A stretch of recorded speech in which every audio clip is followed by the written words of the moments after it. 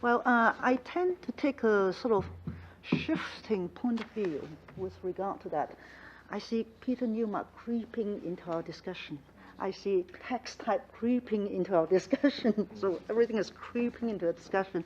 But I tend to take theory, since we're talking about, well, I'm going to introduce theory. Okay. And basically, your question is really also about theory. So I tend to take it as a kind of all-purpose scout knife.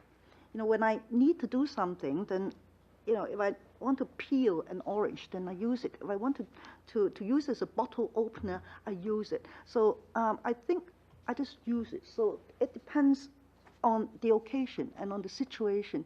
So let me give an example. Just now we talk about text type. But very often what I find is that even when you are translating a particular type of text and you think that it's very clear, there's no problem whatsoever, then you almost always have to shift your position. I'll give an example. I was once in Shanghai, and we had a conference. And then after the conference, we went for sightseeing to Hangzhou. And then we went to the Lin'en. And then together with a group of translation scholars from different parts of the world. And then I didn't want to join them because I didn't want to turn myself into a tour guide.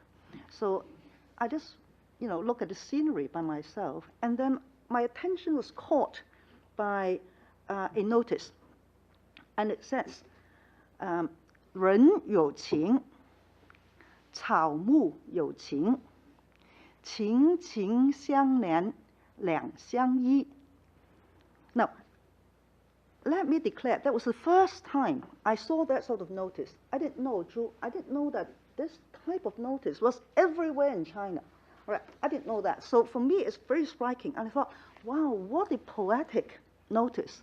So as I was standing there in sort of mild amazement, enjoying that very poetic notice, Theo Hermans, this translation scholar from England, came up to me and said, what are you looking at?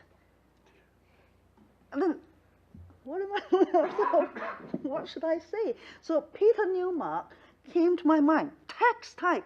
So, right, this is a notice, so I just translate it as a notice. So I should tell him this is a notice, and I know that the next question he's going to ask me would be, what's the notice about? Why have you been standing there, in sort of absorbed, sort of appreciation?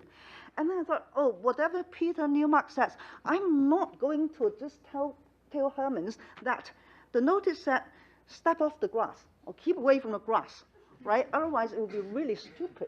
So I said, whatever Peter Newmark has taught me, I'm going to take it as a different type of text. It's not going to be an advertisement. So I said, come what may, I'm going to translate this as a poem. Then eventually I decided to do that, and that helped me solve the problem. So initially, you could say I was taking translation as a craft or as a professional and trying to do it very professionally, saying that this is a notice. And then I decided not to, and I was quite happy with my decision. So that's my way of answering the question.